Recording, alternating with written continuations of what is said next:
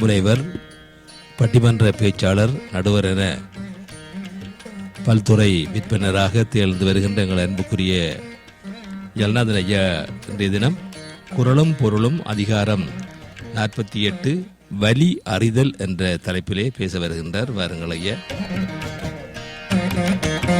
இணைப்பில் இருக்கின்றீர்கள், வாருங்கள். தமிழே அமுதே வருவாய் நிறைவாய் தருவாய். உலகெங்கும் உள்ள தமிழ் உறவுகளுக்கும் ஜெர்மனி தமிழருவி வானொலிக்கும் நேயர்களுக்கும் திரு நைனை விஜயன் அவர்களுக்கும் திருமதி சசிகலா நைனை விஜயன் அவர்களுக்கும் என் வணக்கம். குரலும் பொருளும் அதிகாரம் 48 வலி அறிதல் எனும் தலைப்பில் திருவள்ளுவரை தொழுது என்னுள் பதிந்தவர்களை உங்களோடு பகிர்ந்து கொள்கிறேன். தக்கோலம் என் ஜலநாதன், உத்திரமேரூர், தமிழ்நாடு. உலக பொதுமறையாக விளங்கும் திருக்குறளின் நற்பண்புகள் மிகுந்து காணப்படுவதனால் அனைவரும் அதனை படித்தல் அவசியமாகும்.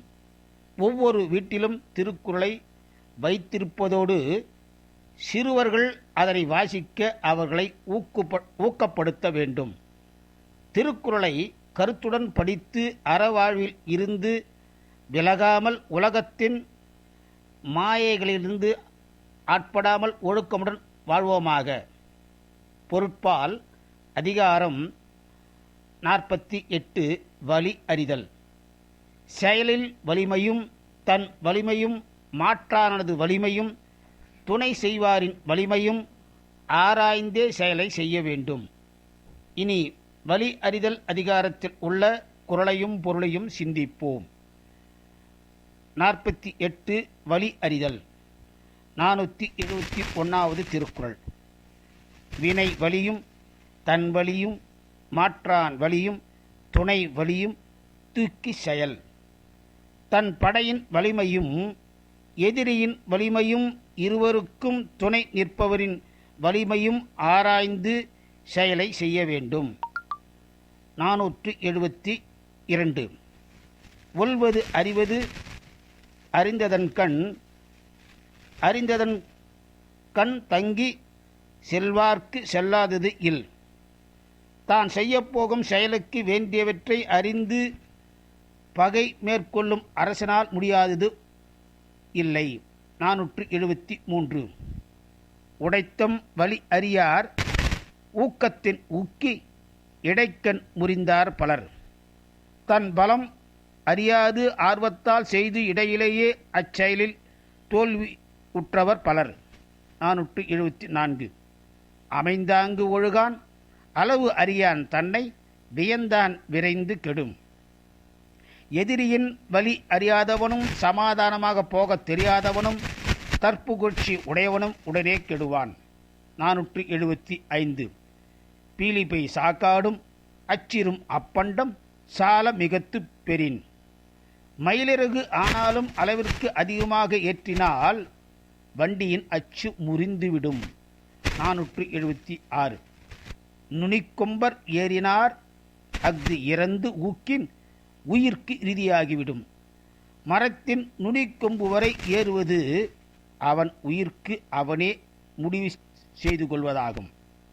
477 ஆற்றின் அளவறிந்து ஈக அதுபொருள் போற்றி வழங்கும் நெறி. முறைப்படி செல்வத்தின் அளவு அறிந்து கொடுத்தால் அதுவே மேன்மையான நெறி. 478 ஆகு ஆறு அளவு இட்டியது ஆயினும் கேடு இல்லை போகாறு அகலா கடை. வருவாய் அளவுடன் இருந்தாலும் தப்பில்லை, அதைவிட செலவு அதிகமாக இருத்தல் கூடாது. 479 அளவு அறிந்து வாழாதான் வாழ்க்கை உலபோல இல்லாகி தோன்றா கெடும். பொருளின் அளவு அறிந்து செலவு செய்யாதவன் வாழ்க்கை பொருள் இருப்பது போல் தோன்றி அழியும். 480 உளவரை தோக்காத ஒப்புரவு ஆண்மை வளவரை வல்லை கெடும்.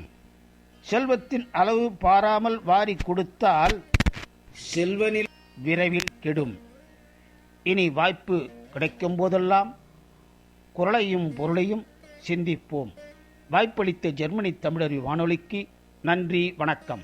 தக்கோலம் என் ஜலநாதன், உத்திரமேரூர், தமிழ்நாடு சங்கத் தமிழ் இலக்கிய பூங்கா. ஆம், சிறப்பாக குறளும் பொருளும் என்ற தலைப்பிலே அதிகாரம் 48 வலி அறிதல் குறித்து சிறப்பாக பேசியிருந்தார். தக்கோலத்திலிருந்து எழுத்தாளர், கவிஞர், பட்டிமன்ற பேச்சாளர், நடுவர் தக்கோலம் என் ஜெல்நாதன் ஐயா அவர்கள். நன்றிகள் ஐயா. மீண்டும் மீண்டும் இணைந்து சிறப்பியுங்கள். நன்றி, வணக்கம். நேயர்கள் கேட்டுக்கொண்டிருப்பது காலை கதம்பம். இது தமிழருவி வானொலி, ஜெர்மனி.